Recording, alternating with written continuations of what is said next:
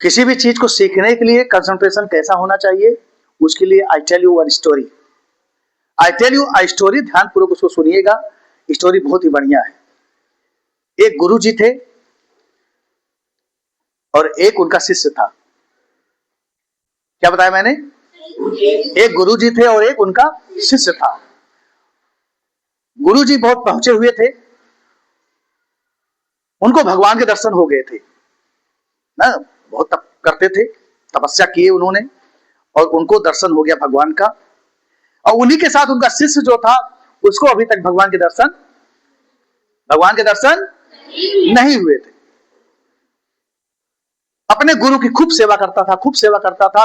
एक दिन उससे रहा नहीं गया, उसने कहा गुरु जी, आपको तो भगवान के दर्शन हो गए हैं और मैं कितने दिन से भगवान की पूजा पाठ कर रहा हूं, आपकी सेवा कर रहा हूं, लेकिन मुझे भगवान के दर्शन नहीं हुए, कृपया मुझे भी भगवान के दर्शन करा दो।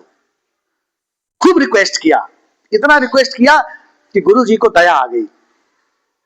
इन्होंने कहा बेटा ठीक है, कल जो है सुल्तानपुर के गोमती पुल पे आ जाना,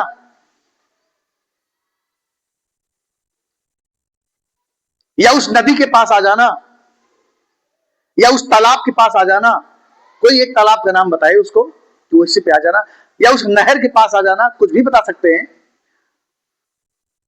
नहर के पास बुला लिए उसको, नहर के पास आ जाना। जब वहां आ जाओगे तो वहां पे मैं भगवान के दर्शन करा दूंगा, कोई दिक्कत नहीं है। अब वो क्या हुआ, उसको रात भर नींद नहीं आई। किसको? शिष्य को रात भर नींद नहीं आई। हमसे जुड़े रहे ना सब लोग, देखो स्टोरी कहां जा रही है। कोई काम नहीं होना चाहिए, हाथ एकदम फ्री होना चाहिए, तब स्टोरी समझ में आएगी। उसको रात भर नींद नहीं आई क्योंकि हमको भगवान के दर्शन करने हैं।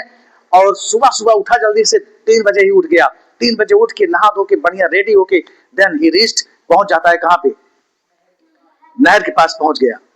जब नहर के पास पहुंच गया, अब गुरुजी वहां पे पहले से ही मौजूद थे।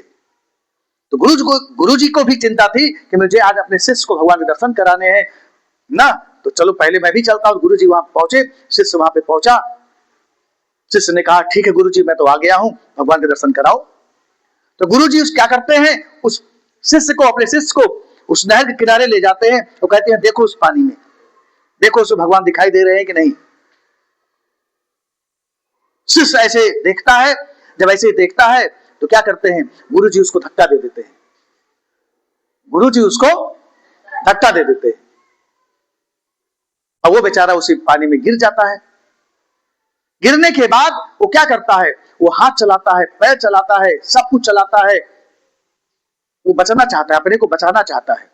तो गुरुजी यही ऊपर से चिल्ला के बोलते हैं बेटा भगवान के दर्शन कराऊं, शुरू करूं दिखाना। उसने कहा नहीं नहीं, मुझे भगवान के दर्शन नहीं करने हैं, मुझे बचना है, बचाओ मुझे, बचाओ।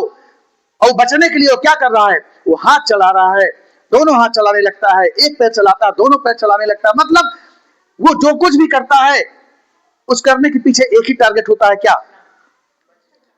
कैसे मैं अपने को बचा लेता हूं, मैं क्या करूं कि मैं बच जाऊं।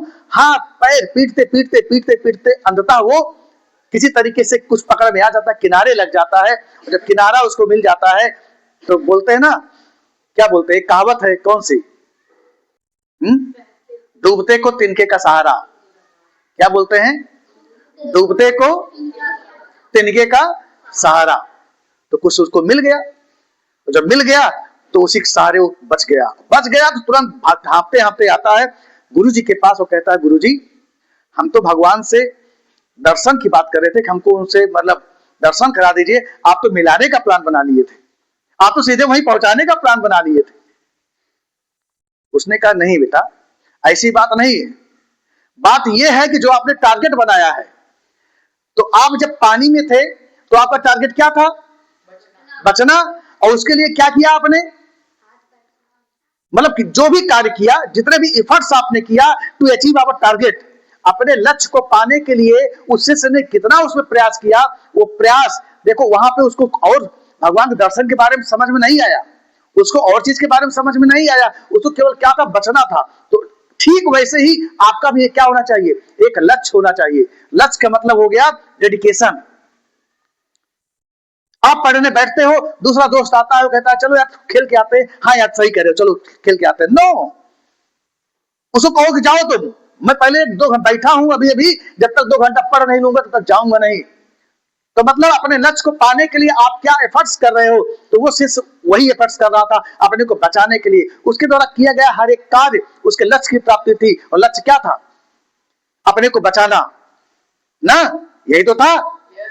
तो गुरु जी उसको एक नॉलेज देना चाहते थे कि भगवान को पाना इतना आसान नहीं है, उसके लिए आपको कुछ प्रयास करने पड़ेंगे, एफर्ट्स करने पड़ेंगे। तो आपको पास होना है, बढ़िया मार्क्स ले आना है, और मार्क्स ही नहीं लाना है, हमको क्लास में पोजीशन लानी है, तो उसके लिए हमको उस शिष्य जैसा एफर्ट्स करना है। मतलब don't try to waste your time, time waste नहीं करना है। आपके द्वारा किया गया हर प्रयास आपके लक्ष्य की प्राप्ति में सहयोगी होना चाहिए। It's okay.